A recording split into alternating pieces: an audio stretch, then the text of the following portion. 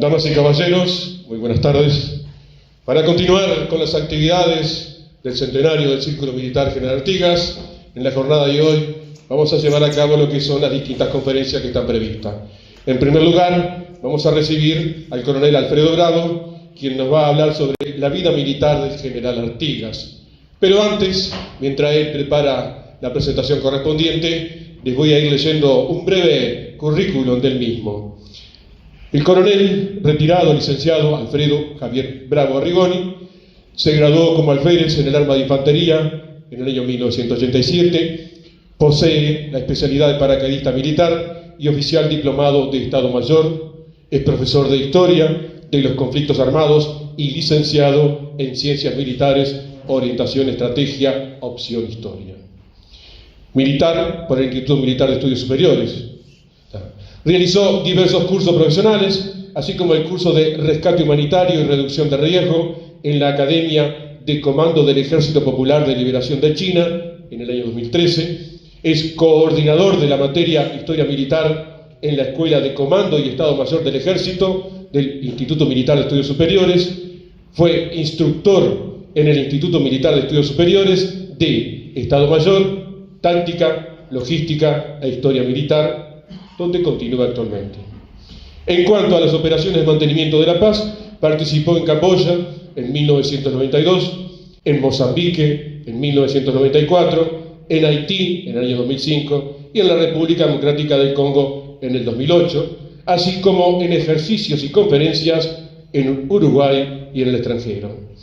Es miembro del Instituto de Historia y Cultura Militar del Uruguay, coronel Rolando Laguardia Trías, y del Grupo de Investigación de Geohistoria La Valleja. Ha escrito diversos artículos en publicaciones como El Soldado, Revista de Infantería, Armas y Letras y Miradas para una Geohistoria Regional. De sus destinos se destaca en el Batallón de Infantería Blindado número 13, como instructor en el Centro de Instrucción de Infantería y como comandante de Compañía Tanques del año 1997 al año 1999. En el Instituto Militar de las Armas y Especialidades, como instructor del curso de Infantería de la Escuela de Capacitación y Perfeccionamiento para Oficiales en el año 2000, en el Batallón de Infantería número 11, como segundo jefe del año 2003 al año 2004. En el Batallón de Infantería Mecanizado número 12, como su jefe del año 2009 al 2011. En la Brigada de Infantería número 4, como jefe de Estado Mayor del año 2008 al 2012, en el Departamento de Instrucción y Operaciones del Estado Mayor del Ejército del 2013 al 2016, como jefe de división y de área y como subjefe de departamento. En la Brigada de Infantería número 4, como subcomandante del año 2017 al 2019. En la División de Ejército 4, como segundo comandante en el año 2020. Pasó a retiro militar obligatorio el 20 de mayo del 2020. Es casado con la señora María del Verdún Castillo, tiene dos hijos, Juan, Manuel y Jimena. Con ustedes, damas y caballeros, el coronel Alfredo Bravo. Muchas gracias. Bueno, buenas tardes a todos. Es un inmenso honor para mí haber sido invitado a participar en este ciclo de conferencias correspondiente al centenario del Círculo Militar General Artigas y una enorme responsabilidad compartir esta mesa con el licenciado Padrón Fabri, así que esperemos estar a la altura. Vamos a comenzar rápidamente con, si nos deja, con una breve introducción. Todos somos producto de nuestra familia, de nuestra formación en la niñez y en la juventud, aprendiendo de lo que nos enseña y de nuestros errores y aciertos, basados fundamentalmente en el concepto de las virtudes, conviviendo incluso con nuestros vicios, tratando de alguna manera de opacarlos o de neutralizarlos para que no nos jueguen en contra. Y esto, en definitiva, lo que queremos representar hoy, tratar de transmitirles lo que le pasó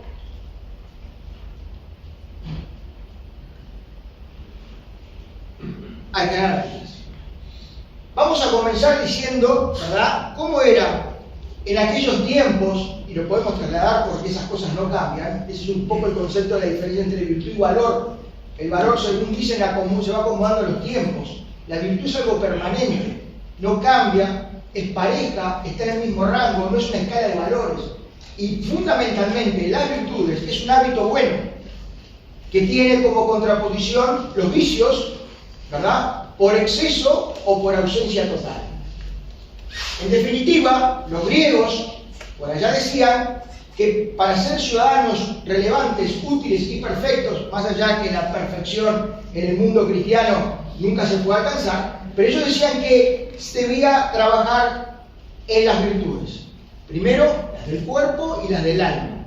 Las del cuerpo, básicamente, en el concepto del buen estado físico. Ni ser, como decían ellos, el exceso del atleta de aquellos tiempos, que era un vicio porque era la obsesión por el físico, o tampoco la dejadez física, lo que hoy podemos llamar el sedentarismo. Y ellos hablaban de esa famosa frase, mente sana en cuerpo sano. Y el segundo componente es la virtud del alma, que se dividía en dos conceptos, las virtudes morales y las virtudes intelectuales. Entre las virtudes morales íbamos a tener la prudencia, la justicia, la fortaleza y la mesura. Y dentro de las intelectuales también la prudencia, basándose en el concepto de ni ser obsesivos por el conocimiento, ni tampoco tener la ausencia de la negación a adquirir el conocimiento. Por eso también se buscaba la prudencia. El conocimiento, la sabiduría, la ciencia, el arte, la capacidad de crear, y fundamentalmente la inteligencia, que es simplemente la capacidad de entendimiento y de resolver problemas. A nosotros los militares nos califican al día de hoy esta virtud militar, que es la capacidad de la inteligencia.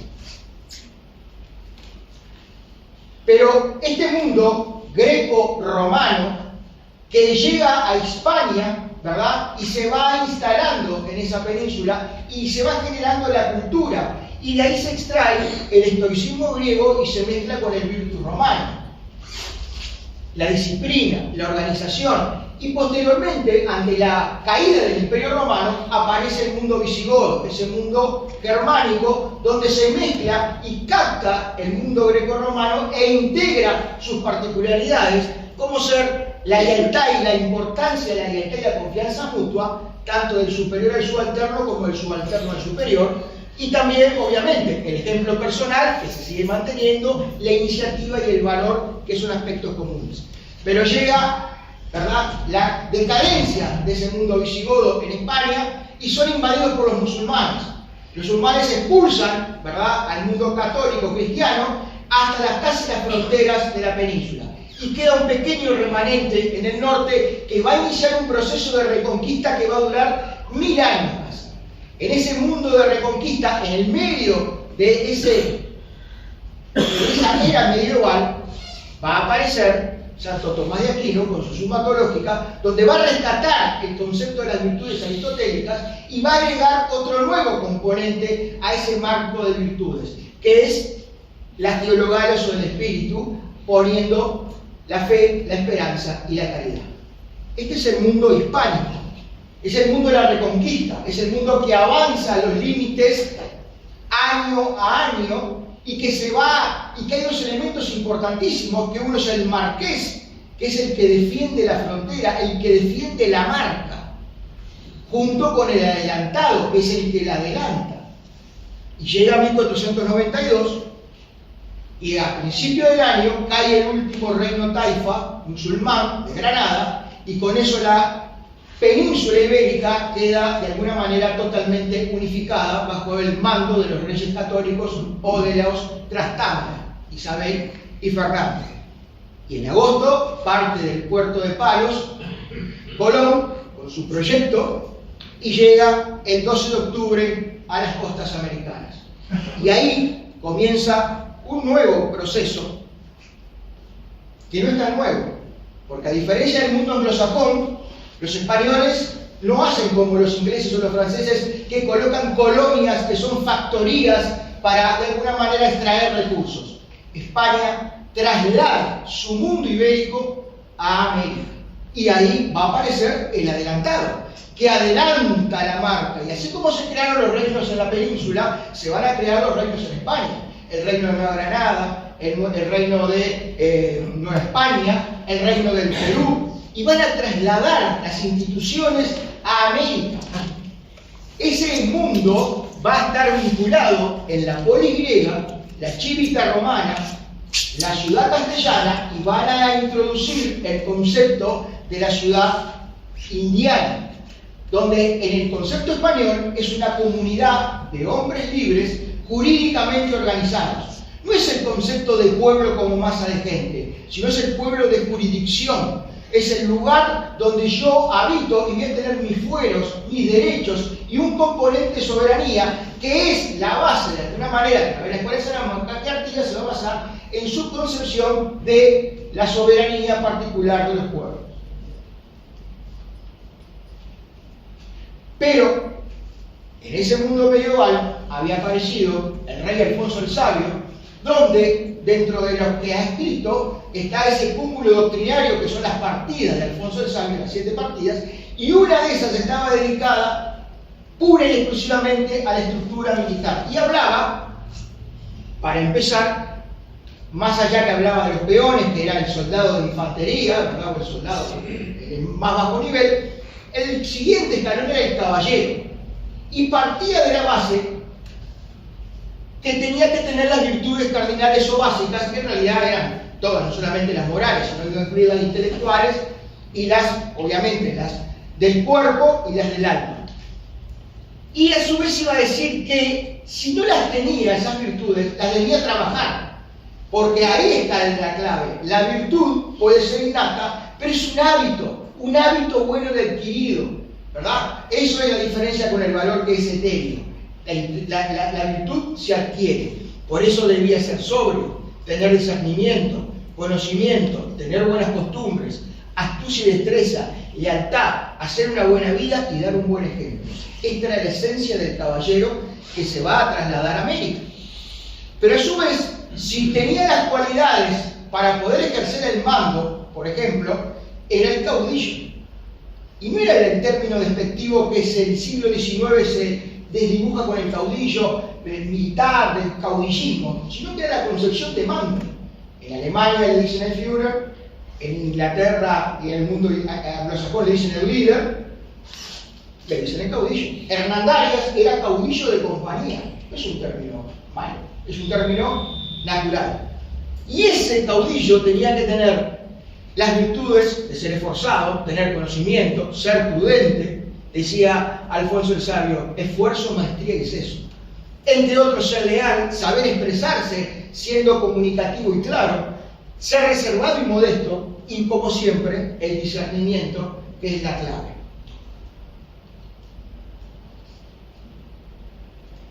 Ese mundo se conecta, Alfonso el Sabio, los reyes católicos, y en 1599 el capitán de Vargas y Machuca escribe un manual, un reglamento, porque él, siendo capitán en las Indias, el mundo en las Indias era totalmente diferente de lo que estaba viviendo en ese momento, en 1599, la Europa, o específicamente la península. Y entonces escribe un reglamento basado en una concepción, de alguna manera, que vincula ese hombre indiano de esta época con aquel hombre de la península de la época de la Reconquista. El mundo de América, en negro, la reconquista de la península. En rojo, la realidad de América. Básicamente vamos a ver que se sigue manteniendo sobre frontera, el adelantado. Yo la verdad que descubrí hace poco tiempo que el adelantado era el que adelantaba la marca. A mí en el liceo, para mí era el tipo que estaba despegado intelectualmente. No era el despegado, no era que estaba adelantado, era que adelantaba la marca de la frontera. El mando, ejemplar, carismático, el capitán como símbolo de autonomía y mando. Adaptabilidad a nuevos contextos, repoblamiento, la fundación, así como la España, la peninsular, necesitó no solamente de gente, sino de elementos, por ejemplo, la oveja, para a través de esas, no eran estancias como se les denominaba, pero forma de poblar, eso se traslada a América, es el complemento. Las estancias complementan al poblador y eso genera el espacio y la ocupación de tierra. Y a su vez la soberanía, a través de los fueros y las cartas de población. La desobediencia obediente. se reverencia pero no se acata. Esto simplemente era dado por la urgencia de la situación y las distancias. O sea, hay que imaginar que había un problema en Asunción del Paraguay. Se mandaba la solicitud al rey para ajustar alguna normativa, iba a tardar primero lo que tardaba desplazarse de Asunción a Buenos Aires. 3 meses por mar para cruzar el Atlántico, el tiempo que se tomaría el rey para deliberar el problema y 3 meses para volver, y lo más probable es que había pasado 1 año y la situación había cambiado. Por eso era que es incontable los ejemplos. Este concepto que hasta el día de hoy en el ejército de alguna manera lo comandamos, si hay una orden, no es que no se cumpla, se cumple, pero tenemos que tomarnos la prudencia de que la situación cambió y naturalmente, como dice el final, legitimación a posteriori, se tiene que hacer los descargos correspondientes. Pero lo importante de esto era que uno ponía la libertad de acción de apartarse de ciertos conceptos atendiendo al propósito. Y ahí es que nosotros escribimos en nuestros oficios, visto, considerando, se resuelve. Contexto, y es la intención del comandante del mundo de hoy que se habla normalmente.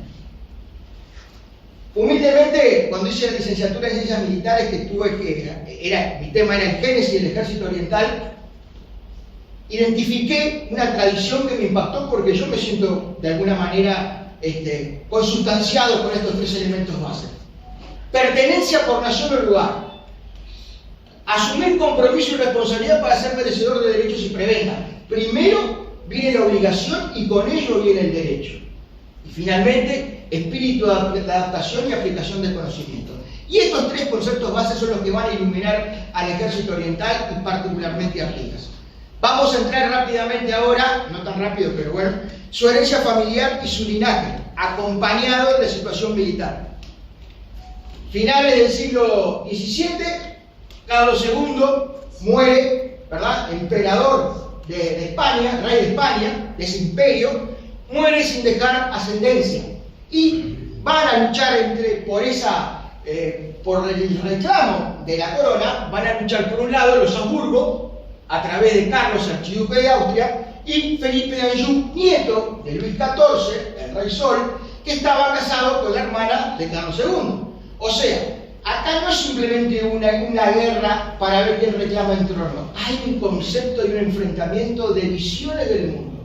Los Habsburgo, con sus defectos y virtudes, veían el eterno concepto del pactismo español, donde el rey está ahí porque nosotros estamos de acuerdo que esté. Era una monarquía compuesta. Había, ¿verdad?, ciertas concepciones de confederación que reinaban en contraposición de los Borbones, que eran de alguna manera más centralistas, ¿verdad?, y más restrictivos en algunas cuestiones. Vuelvo a repetir, con sus luces y sus sombras cada uno. Pero eso era el choque de ideologías. En esa guerra va a triunfar Felipe de Anjou, va a triunfar los Borbones, y a partir de este momento va a ser en todo el siglo XVIII un proceso de cambio y de giro ideológico, filosófico de los reinos, o de cómo encarar o cómo comandar o cómo reinar en ese vasto imperio. Que por supuesto las distancias vuelven a jugar o a favor o en contra, depende de cómo se vea, en América. Ese tiempo, esa lejanía va a llevar a que los cambios se hagan en forma más lenta aquí. Y aparece Juan Antonio Artigas Ordovás y Ignacia Xaviera Carrasco Mero y Coutinho. Juan Antonio había nacido en España, había integrado el ejército de Felipe de Anjou en una unidad de caballería ligera, y en 1717 es destacado junto a otros para reforzar la guarnición de Buenos Aires, ¿verdad?, a través de un piquete de caballería desmontada. Llega a Buenos Aires y es asignado a la compañía de caballos coraza del capitán Echauri. Y ahí va a conocer a un soldado, un poco más veterano que él, que tenía varias hermanas. Una de sus hermanas era Ignacia Xaviera Carrasco Mero y Coutinho, todos hijos del capitán, ¿verdad?, Carrasco. Ellos, por parte materna, eran descendientes a través de la familia Mero y Coutinho de una princesa inca. Y acá vemos en el mundo hispánico algo que no se vio en el mundo anglosajón: el proceso de mestizaje. O sea, esta es una cuestión para mí extremadamente importante. Ellos a los pocos meses se casan y van a tener inicialmente 4 hijos, donde para 1726, que se va a producir la crisis de Montevideo con los portugueses, van a ser los portugueses expulsados de la bahía de Montevideo y se va a producir la elección de la futura ciudad de Montevideo. Entre los primeros pobladores se van a encontrar Juan Antonio y su esposa, su cuñado, ¿verdad? Y sus otras hermanas, donde una de las hermanas va a ser, y acuérdense de esto, la madre de los primos Gadea, que van a ser determinantes en la vida de la familia. Posteriormente, que están instalados en Montevideo, van a ser, como les dije, las primeras 6 familias, después van a venir las familias de Canarias, y entre medio van a ser Martín José. Francisca Josefa, que está en rojo, que nació en 1739, va a ser la madre de la futura esposa de Villagrán, Rosalía. Muchas gracias. Pero paralelamente desembarcan con las primeras 30 familias pobladoras de Canarias, desembarca Francisco Luis y María Rodríguez Camejo, con 4 hijos, un varón y 3 mujeres. A los años, en 1741, fallece Francisco y aparece en escena un soldado que había venido con los regimientos de infantería veteranos, profesionales de España, que tenía negocio porque el sueldo, el pres, que era el sueldo, no le daba, nada nuevo bajo el sol, y cuando él pasa a retiro, porque los españoles después de 8, 16 y 24 años le descontaban el Montepío militar, de acá viene el famoso Montepío nuestro, viene de España, y él había obtenido el retiro. Y se casa en 1741 con María Rodríguez Camejo y van a tener a su hija Francisca Antonia. Si me permiten, simplemente para no olvidarme de algunos detalles, voy a leerles algunos aspectos. Cuando los primeros pobladores asumen la responsabilidad y el desafío de integrar las familias pobladoras, porque hoy lo podemos ver en nuestro perspectiva que parecía que no fuera nada, pero era una odisea, era realmente una aventura, ser parte de los primeros pobladores. Y como estaban de alguna manera aceptaron el desafío de asumir una responsabilidad, el rey les otorga el derecho a ser a partir de este momento hijos galgos y personas nobles de linaje y solar conocido, con todas las honras y preeminencias que deben haber y gozar los hijos galgos y caballeros de los reinos de Castilla según fueros, leyes y costumbres de España. Y a su vez, para resumir un poco las formas de ser de Juan Antonio, cumplió 32 años de servicio a la corona, ocupando diferentes cargos en el cabildo. Fue el primer, de alguna manera, a estar a cargo de la Santa Hermandad, que era como la policía local del cabildo, del primer cabildo de Montevideo, y ocupó varios cargos militares a lo largo de sus 44 años de servicio. Felipe Pascual fue poseedor con el tiempo de una suerte de estancia en el Sauce, donde instaló un establecimiento lechero para producción de queso y propietario de una barraca en Montevideo, mientras que María Rodríguez era propietaria de una chacra en Miguelete y dormitorios de alquiler en la ciudad. Con esto vemos, ¿verdad?, básicamente cuáles eran las esencias, por lo menos, de los abuelos.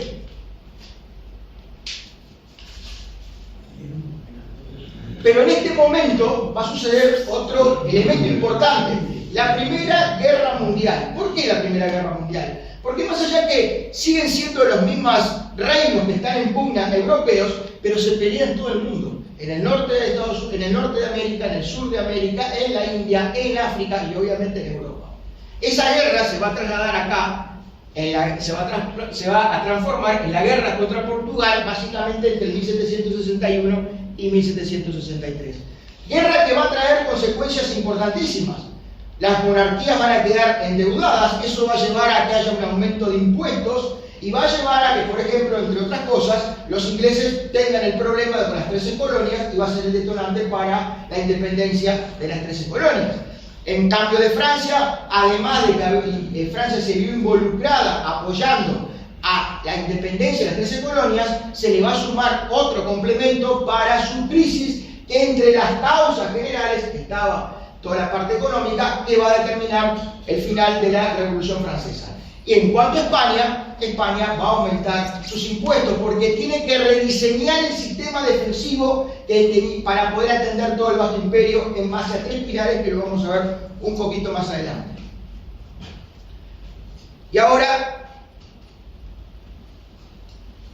Martín José y Francisca Antonia se casan en 1757, pero previamente Martín José, después de haber concurrido a la Escuela de Primeras Letras, él con 15 años, que es la edad que tenía que integrar las milicias y que no lo encontramos en la lista de las milicias, pero tiene la causa, porque él va a estudiar a Buenos Aires juez de mensura, que va a ser otro elemento importante en la vida de su hijo José Carvazo.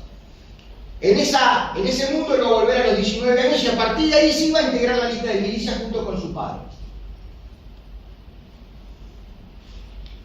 Van a ser primero su hija y el primogénito José Nicolás. En 1764 nace José Carvazo, posteriormente Manuel Francisco y finalmente sus otros dos hijos que fallecen. Como título anecdótico, en 1761, el capitán de las milicias de caballería de Montevideo, José Carvazo, está a cargo de una de las compañías y va a estar dentro de su compañía a su consuegro y a Martín José.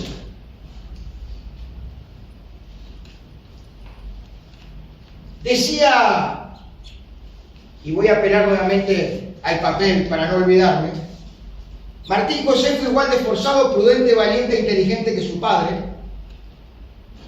Además de ser emprendedor, hombre de negocios dedicado a las tareas rurales, contando con la confianza de su suegro, le fue conferido la dirección del establecimiento del Sauce, dedicada a la cría y fomento del ganado lechero y la manufactura de quesos. También fue juez de mensura, donde supervisaba, decía el historiador Galea, supervisaba las mediciones de terrenos de la campaña. Eran, según los casos, curador, tutor, tasador, depositario de bienes y cosas, asesor en materia de asuntos ganaderos, tercero en discordia, supervisor de mensuras y hombre amigable y componedor. En el orden de sus actuaciones judiciales figuraba como frecuente la de juez de mensura. Su esposa había heredado a sus padres la cualidad de mujer de hogar y a su vez fue una gran compañera de su esposo, y siendo, como dice Gadia también, una madre y esposa perfecta. Dice Isidoro María que en sus virtudes era una mujer varonil y dispuesta, que cabalgaba como el mejor jinete. Y vuelta, hablando nuevamente de Alberto Gadea, era una pareja perfecta, en perfecta analogía de ideas y sentimientos. En 1764 se produce la primera expedición de Ceballos. Estamos hablando que ellos viven en un mundo en guerra. Es porque la banda oriental, además, era la vieja frontera hispánica donde estaban en permanente estado de alerta. Y ahora vamos a entrar en su vida particular ya de José Carvazo. Su primera escuela es el hogar. Y sin lugar a dudas que con estos abuelos y sus padres debe haber aprendido a leer y escribir. No van a esperar a que vaya a las primeras letras con los 8 años. Y a su vez, la catequesis era enseñada en su hogar. Y ahí es donde se enseñaban las virtudes. A través del concepto de trabajo y hombría de bien, que es lo que daba la honradez al hombre. Y sin lugar a dudas tenemos que imaginarnos sentados alrededor del fogón, días enteros después del trabajo, escuchando a la madre y a los abuelos, porque aparte vivían relativamente en el mismo, no en la misma casa, sino en el mismo contexto, y a su vez escuchando a sus padres, a su padre y a sus abuelos, hablando de la vida, hablando de sus experiencias, no solamente en la faz militar, sino también en lo que vivía ese juez de mensura, en los problemas, como les puse en la anterior transparencia, el eterno problema del arreglo de los campos, que era una preocupación de las autoridades virreinales, porque lo que no querían era que hubiera propietarios que no eran tan propietarios, pero no vamos a entrar en ese detalle, que hubiera gente que tuviera demasiadas tierras y que fuera de alguna manera un especulador, un acaparador. Pero vamos a volver a referirnos a Alfonso el Sabio, que hablaba de la historia militar, la importancia de la historia militar en ese caballero. Y decía, el caballero se hacía por oído y por entendimiento. Y cuando no podían dormir cada uno en su posada, se hacía leer y contar todos estos relatos, donde la finalidad de estas acciones era porque oyéndolas les crecerían los corazones y se esforzarían haciendo bien las cosas que los otros habían hecho o lo que pasara por sus manos. O sea, conectando con lo de arriba, José Gervasio y sus hermanos estaban aprendiendo y formándose en el otro componente que tenía que tener todo caballero. Les había hecho de 3 componentes, 3 pilares que el sistema defensivo español se reorganiza: la Real Armada, con los apostaderos navales, las fortificaciones y el Ejército de América. El Ejército de América debía estar constituido, ¿verdad?, por unidades del cuerpo veterano, profesionales, que estaban totalmente dedicados a la tarea militar, y las milicias, que eran formadas por todos los ciudadanos, varones, de entre 14, 15 y 16, porque las fechas cambian, hasta la edad de 45, y que, exceptuado alguna profesión, como por ejemplo ser maestro en primeras letras, o ser por ejemplo doctor, abogado, estaban eximidos. También estaban eximidos aquellos que estaban solos y tenían que tener familia a cargo, ¿verdad?, que no podían delegar. Entonces, había ciertas consideraciones. Esas unidades veteranas van a estar ligadas a la capital del virreinato o a la ciudad de la Capitanía General o a alguna ciudad importante como Buenos Aires, que en este momento todavía está dentro del virreinato del Perú. Y se va a formar el Regimiento de Veteranos de la Infantería de Buenos Aires y el Regimiento de Dragones de Buenos Aires. En el 72 fallece su abuela, y su abuelo, que yo calculo que estaba enfermo porque fallece el otro año, le da a mezclé a Artigas con la Valleja, a José Gervasio, ¿verdad?, le da una capellanía. ¿Y por qué le da una capellanía? Porque es lo que tenía a su disposición, porque de alguna manera, tanto sus padres como sus abuelos, maternos y paternos, eran profundamente católicos. Además, integraban, ¿verdad?, cofradías católicas o integraban órdenes católicas. Y él le da asegurándole el futuro. ¿Por qué? Porque en aquellos tiempos el primogénito era el que tenía el derecho de herencia de todo lo que tenían sus padres. O sea que el segundón y el tercero y el cuarto tenían que abrirse paso en la vida, como fuera. Y como fuera entre comillas, porque las opciones estaban a nivel grandes. O podía ir a estudiar como militar profesional a la península, o podía estudiar letras, ir a la Universidad de Perú o a la Universidad de Córdoba, o podía ser cura. Por eso es que le está asegurando de alguna manera el futuro a su nieto segundón preferido, obviamente, pero no tenía mucho, finalmente porque tenía una sola hija, Felipe Pascual. Y en el 73 fallece el abuelo, joven. Calculamos que por eso decimos que podía estar enfermo y él estaba previendo. En el 74 él comienza la escuela de primeras letras. Y en el 75 es un año complicado porque fallecen sus 2 abuelos paternos. Pero paralelamente a eso está ya nuevamente el conflicto con Portugal. Y su padre, Martín José, es movilizado junto a las milicias. Así que ya a esta altura está casi capitán, más o menos asciende en este periodo, y va a estar involucrado en las operaciones de reabastecimiento del fuerte Santa Tecla. Incluso, finalmente, va a caer prisionero cuando el fuerte Santa Tecla se tenga que rendir, ¿verdad? O sea que en los ambientes familiares de los Artigas, tanto él como su hermano, que no tenemos claro, que puede haber habido 2 opciones: o él fue movilizado con las milicias y José Gervasio quedó solo, porque recordemos que a partir de la mayoría de edad es a los 14 al hombre, 15, y a la mujer a los 12, porque era cuando se desarrollaban y ahí podían formar familia. El otro concepto de lo que tenemos ahora. Pero lo más probable es que si no, habrá trabajado con su hermano y se tuvieron que hacer cargo de todas estas posesiones de su familia. Y ahí José Gervasio aprendió a enlazar, a tirar con las armas, a nadar, a arriar, a ser hombre de campo, pero también, como hombre de campo en esta época, tenía que tener conceptos militares para poder defender su tierra, porque decían los españoles que en defender estaba la honra. Y a su vez, obviamente, se fue fogueando en el frío, el sacrificio, las penurias. En 1776 la cuestión militar lleva a que España deba decidir fraccionar el gran virreinato del Perú en otro virreinato que es el llamado Virreinato del Río de la Plata, donde a su vez, ¿verdad?, va al lado de esto a conformar en ese trinomio militar de defensa el apostadero naval de Montevideo, Patagonia y las Malvinas, con la misión fundamental de defender el pasaje que conectaba el Océano Atlántico con el Océano Pacífico, el defender el Río de la Plata, defender las Islas Malvinas y posteriormente va a defender las posesiones de la Guinea Ecuatorial. Este mundo, esta inmensidad de espacio, que lo vemos en el aspecto naval o marítimo, pero ahora vamos a ver en el aspecto terrestre, que llevaba a que, por ejemplo, si yo tuviera, antes de ir a eso voy a hacer una aclaración, en la banda oriental convivían 3 gobernaciones. La del sur, la gobernación de Montevideo, con la jurisdicción propia de algunas villas y pueblos. La jurisdicción de Buenos Aires, que dependía de la gobernación de Buenos Aires. Recordemos que Buenos Aires era doble capital, capital del virreinato y capital de gobernación.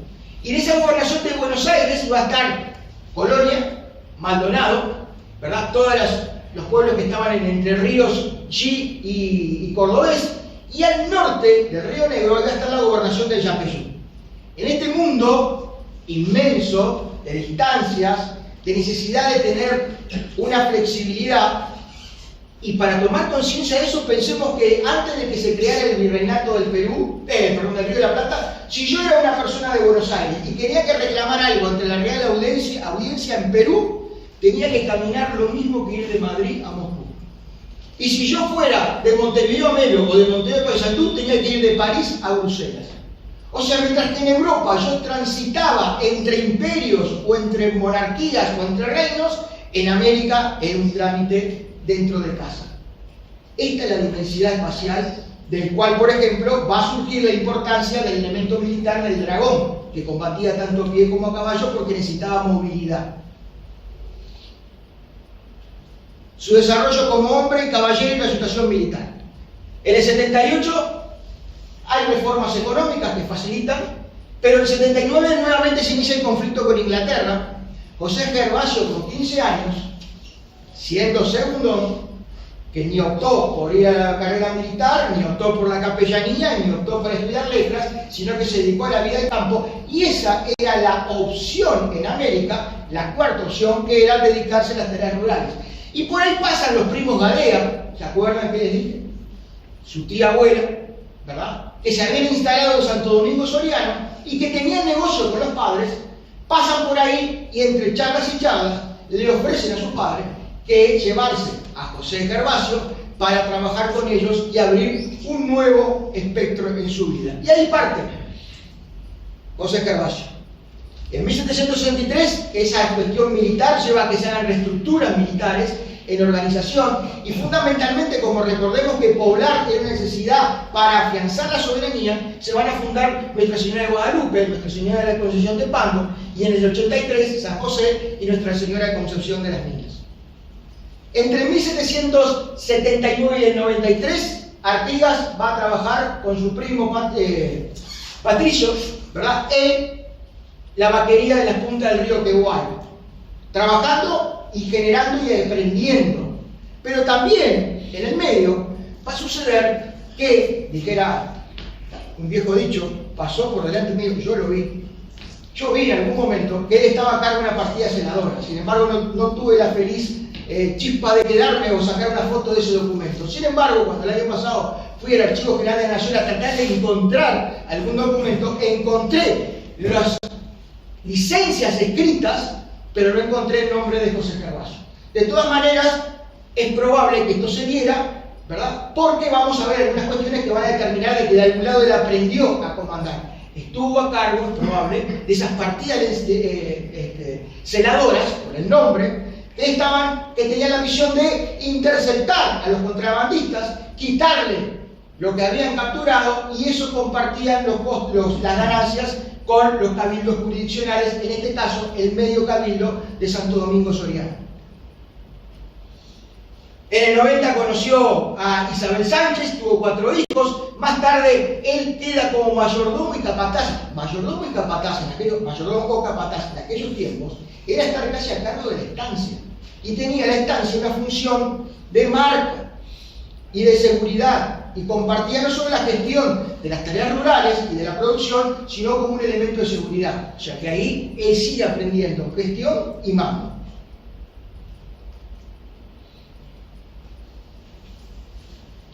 Nuevamente se refuerzan las medidas de defensa, y a finales de ese año estalla otra guerra con Inglaterra, y se ve potencialmente la amenaza de invasión. Y es ahí que se produce una junta de guerra, donde entre las medidas que se tomó, muchas de ellas se aplicaron en 1806, cuando los ingleses invadieron efectivamente el Río de la Plata.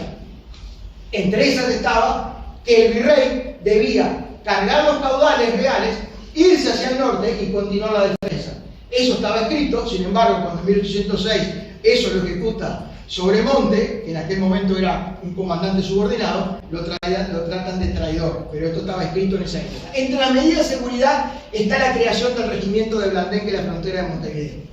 En el 27, el regimiento de dragones de Buenos Aires finaliza una construcción que había quedado detenida del cuartel de dragones en Maldonado, y como parte de ese apuro para poder construir la defensa, o mejorar las defensas, mejor dicho, se van a mejorar la de Santa Teresa, la de San Miguel y la batería de artillería de la costa de Maldonado y de Isla Gordita. El virrey solicita, le envía al rey que le solicite le envía la propuesta de creación del regimiento, que va a estar al mando de Cayetano Ramírez de Arellano. Inicialmente iba a ser capitán y posteriormente va a ascender a sargento mayor. El 1 de febrero, el ministro de la Real Hacienda de Maldonado, Rafael Pérez del Puerto, que era el que se había encargado de finalizar las tareas de las obras de finalización del cuartel de dragones, pone a disposición esas instalaciones ociosas para poder albergar al regimiento nuevo que se estaba creando, de Blandengues. Y ahí el gobernador de Montevideo establece o emite el indulto a favor de contrabandistas, desertores y de malhechores que anden vagando, para poder integrar el regimiento que se había creado. Dijera el virrey Bertizzi Salcedo, astilla el mismo palo, porque a diferencia del regimiento de dragones, que venía a la remesa de reclutas desde la península, por una cuestión, no porque no quisieran reclutar en América, sino porque el desempleo estaba allá. Acá no había desempleo, y el que estaba desempleado era el vago y el malhechor que no tenía ningún interés de emplearse. Pero acá se forma con gente vaquiana, con gente que sabía. En términos generales, si bien es cierto, la organización es diferente, son compañías de 100 hombres y acá son compañías de 40. 3 compañías forman un escuadrón, 4 escuadrones el regimiento de dragones. La táctica de empleo, el armamento y el equipo eran iguales. Salvaba la diferencia de la cantidad de caballos que tenía cada uno, pero en definitiva, el dragón de Blandengue tenía 2 pistolas, fusil y sable, porque tenían que combatir tanto a pie como a caballo. El 4 de marzo, antes de que oficialmente ingrese, ya le habían dado una misión a Artigas, siendo casi nada. Por algo era. Porque cuando uno empieza a analizar el mundo hispánico, las órdenes no se daban porque fuera bonito, lindo, no. La capacidad que tenía era sustentada en antecedentes, que es en términos generales lo que de alguna manera estamos tratando de inferir. Y lo mandan a reclutar gente a cargo de una partida. El 10 de marzo integra la lista de revista, ¿verdad?, como en calidad de soldado distinguido por ser noble. En la jurisprudencia, en los reglamentos españoles, el soldado nunca podía llegar a ser oficial, excepto si era soldado distinguido con su calidad de noble, que le daba la oportunidad de llegar hasta ser teniente primero o ayudante mayor. Paralelamente, en esa lista, la característica: 34 años, calidad noble, valor se le supone, aplicación regular, capacidad regular, conducta buena, estado civil soltero. El rey aprobó la propuesta de creación.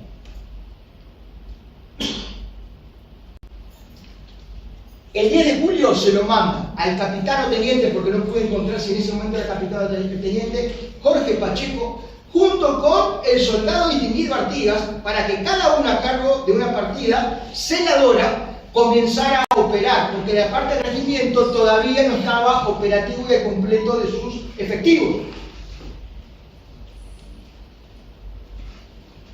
Y la necesidad de completarlos aparece con este concepto del sistema de asientos, que era la forma de que un capitán de su pecunio personal inicialmente iba a sostener, a pagar el precio, el salario, el equipo, la montura y caballos para una compañía de 100 hombres.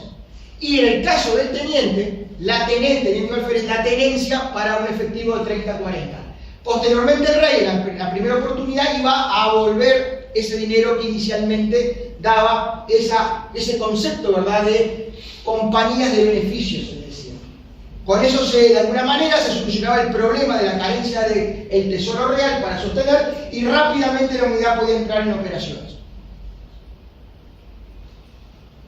El problema es cómo Artigas le solucionamos el problema legal, porque es soldado, pero no tiene, le damos responsabilidad.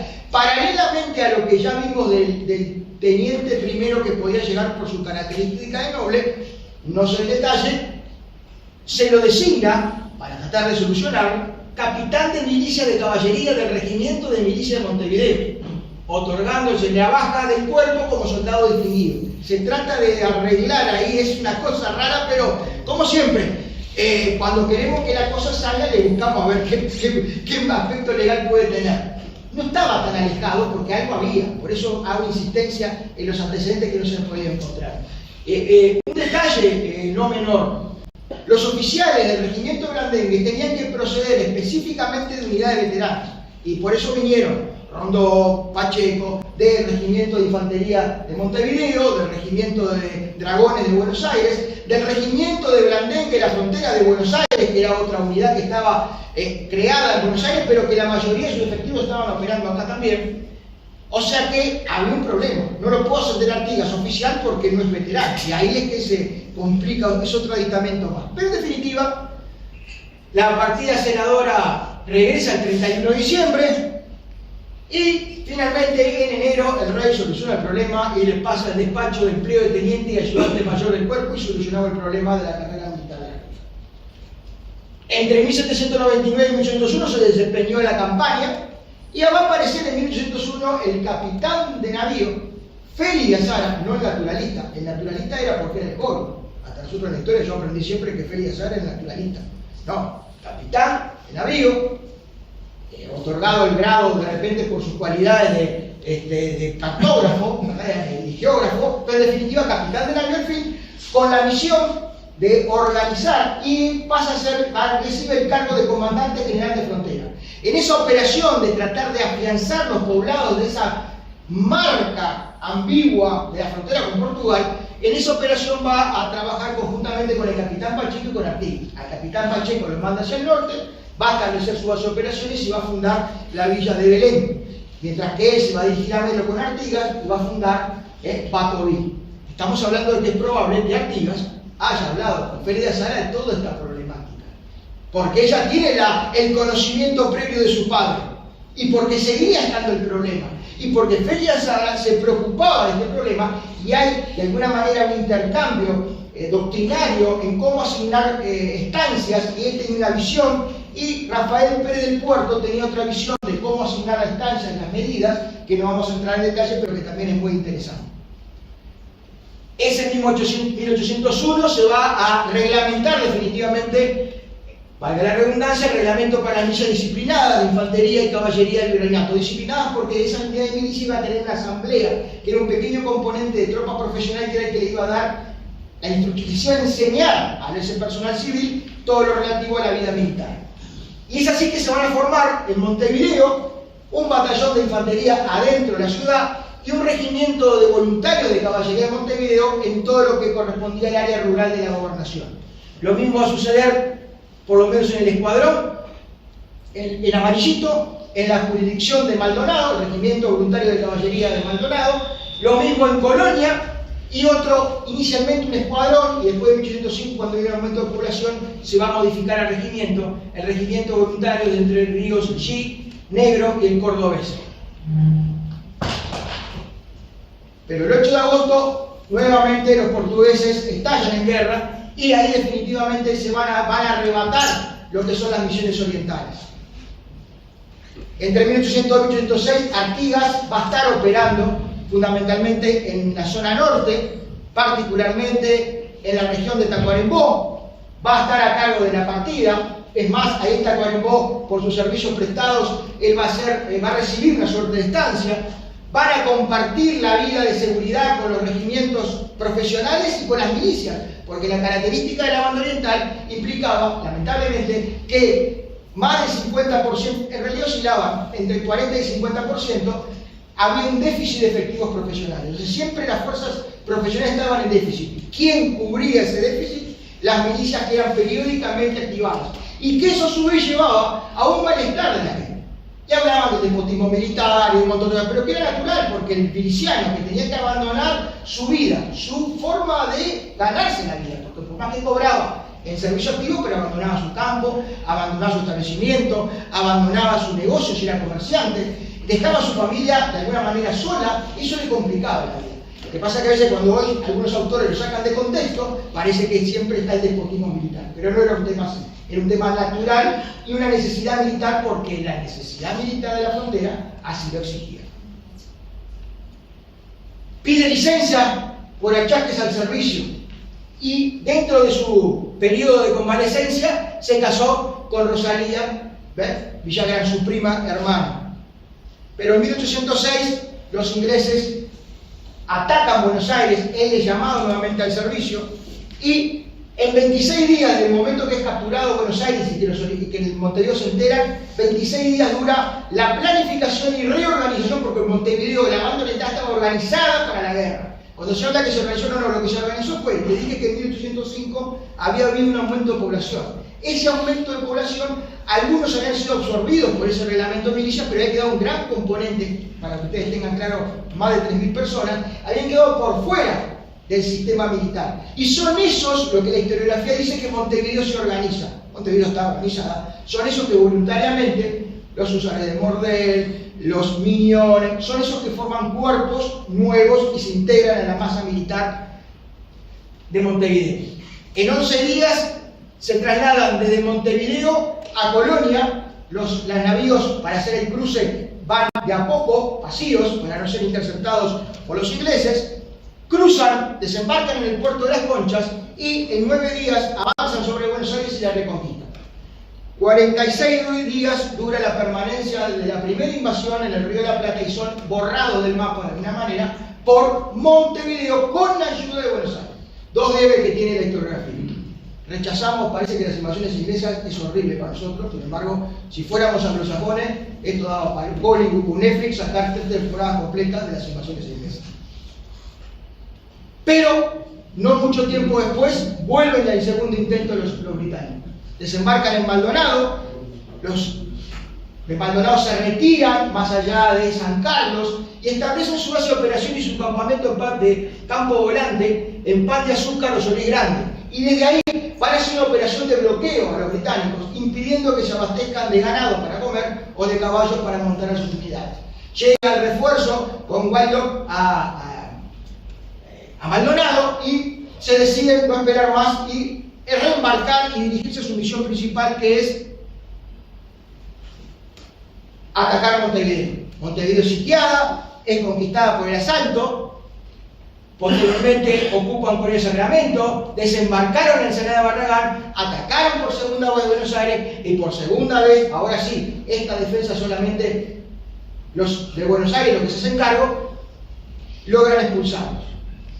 Pero para tener idea del impacto de las invasiones inglesas en la banda oriental, el 17% de los 45.000 habitantes que integraban los cuerpos de milicia, porque en los censos no aparecen las tropas veteranas, nunca van a encontrar tropas veteranas, solamente los civiles, el 17% pertenecía al cuerpo de milicia. Si eso lo trasladamos al 17% de los 3 millones de habitantes que somos hoy, 600.000 habitantes estuvieron involucrados en las invasiones inglesas. Si eso no causó un impacto y no generó experiencia de combate, ustedes me dirán qué fue lo que pudo haber originado. En el 807, Artigas es designado comandante interino militar de la colonia de Sacramento. Entre el 8 y el 10, él está operando en la campaña. En el medio del conflicto de la crisis de la Junta de Mayo, sigue operando en la campaña y es destacado a Colonia, donde va a tener incidente con el brigadier Muesas. Él va a desertar y se va a poner a órdenes de la Junta. En el medio, el 28 de febrero, se produce la admirable alarma. Y en marzo, Artigas, el capitán Artigas, porque omité decir que ayer había ascendido a capitán de Blandengue, por haber fallecido un capitán, se genera la vacante y él asume, él es designado como teniente coronel de milicias por la Junta de Buenos Aires. Ya vemos ahora al caudillo de la guerra frente a la nación. No existe el ejército oriental de pelo en pecho lleno de gauchos que al grito de viva la patria agarraron a y combatían. Eso es horrible decirlo y nuestra responsabilidad como militares tenerlo claro, porque simplemente la transición de un sistema militar vigente que pasa de un lado para el otro. ¿Verdad? Hay que recordar que el gaucho era el malhechor, era el vago. Artigas nunca habló de gauchos, habló de paisanos. El término gaucho comienza a partir de 1830, por de manera, o segunda mitad del siglo XIX, a personificarse el gaucho como tal. En este tiempo, el gaucho no era eso. El gaucho era anarquista, el gaucho era anárquico, el gaucho no respetaba la autoridad, y acá estamos hablando de que había gente que estaba dispuesta a asumir una obligación y un compromiso, ¿verdad?, para ser de alguna manera también merecedor de un derecho y una prevención. 1811, el teniente coronel de milicias es designado segundo jefe del ejército auxiliador del norte.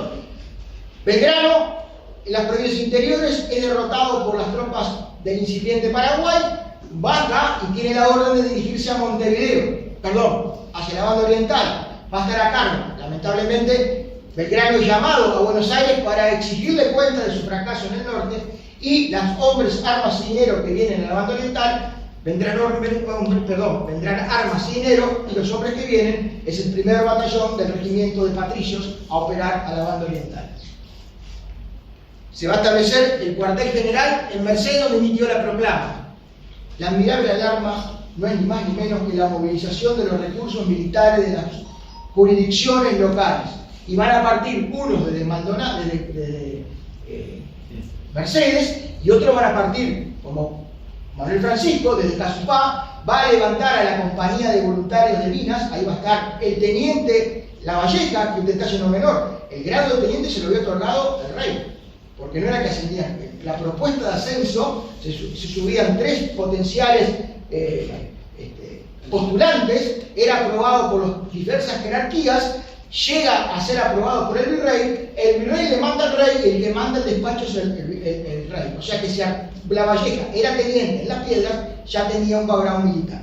Y va a levantar sucesivamente, como en el caso del sur, va a ir Minas, San Carlos, Maldonado. Unos se van a ir hacia Rocha y van a tomar de Santa Teresa, y otros se van a dirigir a la Junta de Canerón Chico a orden de Manuel Francisco para juntarse con la columna que venía de José Carvalho, para que el 18 de mayo se produzca la batalla de las Piedras.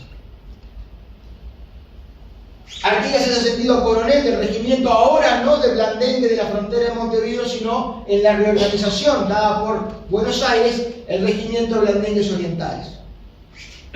Se inicia el sitio de Montevideo, va a quedar Rondó a cargo de las fuerzas, y las tropas orientales que están de este lado apoyando a la Junta, porque va a haber un fuerte componente que podríamos decir que es el 50% de la población en condiciones de estar en las milicias, que queda del otro lado, que eso poco se habla. Y van a ser aglutinados en la Dirección de Voluntarios de Caballería de la Patria.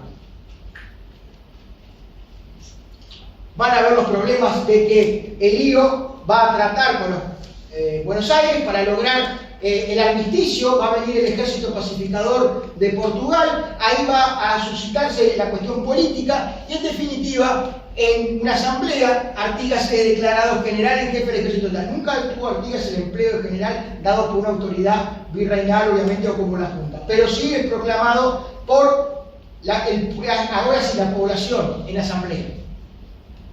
El 20 de octubre se firma el tratado finalmente. Los orientales que están en San José, en el Paso de la Arena, van a ratificar, aprobar el tratado, pero van a decir que van a continuar como ejército para salvaguardar los intereses. Y van a iniciar el éxodo. Artigas, en el camino por Buenos Aires, es nombrado teniente gobernador del Yapeyú. Esta es la organización cuando llega a Salto Chico. Organiza el ejército en base al conocimiento de reglamentos. Y es así que va a tener un Estado Mayor, Real Cuerpo, 3 divisiones de caballería y 3 de infantería, la comisaría de guerra con la maestranza, el hospital de sangre, charrúos y minuares. Y acá vemos nuevamente los 3 conceptos que aglutinan, porque esas divisiones van a estar aglutinadas por la pertenencia al lugar. Morenos, indios a nombres naturales, las localidades, Minas, Maldonado, Porongos. Y se imparte instrucción y entrenamiento. Siguen las cuestiones políticas. Entramos en el segundo sitio. Se va a dar la crisis de G, donde va a estar, ¿verdad? Principalmente la precisión y después el pacto, donde Artigas va a reclamar en esa concepción confederada de que toda provincia tiene que tener un ejército. Ese es el concepto que es antagonista con Buenos Aires. Finalmente se firma el pacto y en ese camino, más allá de los acuerdos, empieza la crisis con Buenos Aires nuevamente y va a estallar la guerra contra el directorio porteño. Entre medio, previamente, se va a rendir Montevideo en 1814, no van a permitirle entrar a los orientales y ahí va a estallar de alguna manera para simplificar la guerra. Artigas se va a replegar hacia el norte, hacia el Irunguá, ahí va a establecer su centro de recursos, va a operar con Otorgués en el este, va a operar con la división de Rivera y su capitán La Valleja en el sur y en el oeste, y va a hacer una guerra de guerrillas combinada con la guerra abierta, o lo que podríamos llamar hoy convencional, tratando siempre de sacar partido de las desventajas. Es así que toda su operación termina en la batalla de Guayabos, batalla que se va a dar a 14 kilómetros, apenas 14 kilómetros del campamento de Irunguá. Va Artigas a pelear por líneas interiores, va primero a frenar un ataque que viene por Paysandú y va después a dirigir todos sus esfuerzos a bloquear y destruir a las fuerzas de Orrego que venían por el sur. Con esta batalla se va a sellar el destino de alguna manera de la provincia oriental, los porteños se van a retirar y va a comenzar un nuevo periodo que es la provincia oriental. Esa, pasada por razones de tiempo, voy a acelerar un poquito, es la organización del ejército oriental, no varía mucho, combinan las unidades veteranas como el regimiento de Blandengues, como la primera división de infantería que es la de Rivera, como los dragones orientales que es la de Otorgués, combinando con unidades de milicia y formando un concepto de armas combinadas que van a estar combatiendo por toda la campaña. Y ahora, para ir finalizando, el caudillo de la guerra al frente de la confederación. Cuando hablamos de federación, no es una federación, es una confederación. La gran diferencia de una federación es que es un macro, puede haber un gobierno supranacional, pero la fuerza militar está concentrada en manos de la federación. En cambio, en la confederación, ya el gobierno supranacional está para atender los intereses generales, pero fundamentalmente la autonomía y la soberanía se marca porque tiene su propio ejército. Y esa conducta va a ser innegociable y va a ser heredada por Rivera y por La Valleja en el 25, y van a ser los problemas que van a tener con el ejército republicano en ese contexto. Se mantiene el ejército en esta provincia oriental, y en cuanto a las milicias, se van a determinar las milicias cívicas. En ese momento van a cambiar el concepto de, los cuerpos cívicos. Se va a dividir territorialmente la banda oriental, la provincia, mejor dicho, en su departamento Soriano, Colonia, San José, Guadalupe, Maldonado y Montevideo. Van a poner a cargo a un comandante político y militar, y a su vez su población va a estar aglutinada en ese concepto de cuerpo cívico, pero como todo, no es un término que sea muy familiar, y la gente en los partes le sigue llamando milicias. Y se va a establecer que en cada capital departamental va a haber una compañía de infantería y tantas compañías formando un regimiento como población unida en la campaña. Y ahí sí vamos a tener ese despliegue territorial del segundo componente tradicional en la banda oriental de cuerpo veterano con cuerpo de milicias. Entre ellos, por ejemplo, va a surgir el Batallón de Cívicos de Montevideo, de Infantería de Montevideo, con esa estructura militar. Pero llega la invasión portuguesa y Artigas, para ir finalizando, establece un plan sencillo: acciones de retardo y defensivas en el sur, que Rivera un poco se aparta de esas por razones, de alguna manera. Hay que entender el concepto de libertad de acción y oportunidades. Rivera debe haber identificado una oportunidad que, como le salió mal, de alguna manera es fácil de tratarlo, pero debe haber visto. El concepto era, en realidad el propósito general era directamente retardar, no empeñarse en combate decisivo y hacer una operación ofensiva en el norte, ¿verdad?, para penetrar el corazón del territorio portugués. Lamentablemente, caen los planes en poder del enemigo y se desbaratan. Y son 5 años de guerra. 5 años de guerra donde hay victorias y derrotas, más derrotas que victorias. Donde finalmente aparece, ni que hablar que desde el principio, desde el antes de la invasión, la figura de Buenos Aires, de alguna manera, trabajando en la oscuridad para que se produzca la invasión portuguesa. Y a su vez, las presiones internas de la propia Liga Federal y de los intereses particulares en detrimento de los intereses generales. Finalmente, Artigas se retira a combatir del otro lado del Uruguay. El último comandante que queda sosteniendo ese concepto de guerra en la provincia oriental es Rivera con sus divisiones, y naturalmente tiene que acordar la paz porque salvaguarda intereses fundamentales. Primero, que continúe una unidad militar. Eso es parte de la soberanía, es el pensamiento de Artigas. Segundo, salvaguardar las estancias o los terrenos que habían sido otorgados dentro del reparto de tierras de la reforma que hizo Artigas, que no es una reforma agraria, sino que es el reglamento de tierras y seguridad para sus hacendados. Pero en definitiva, Artigas se retira al Paraguay y la historia militar de él aquí finaliza.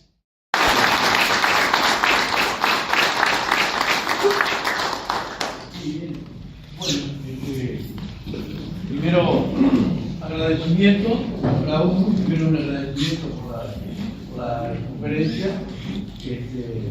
Segundo, felicitaciones. La verdad que hemos visto la historia de cómo llegó a ser Artigas, desde Europa hasta la banda oriental.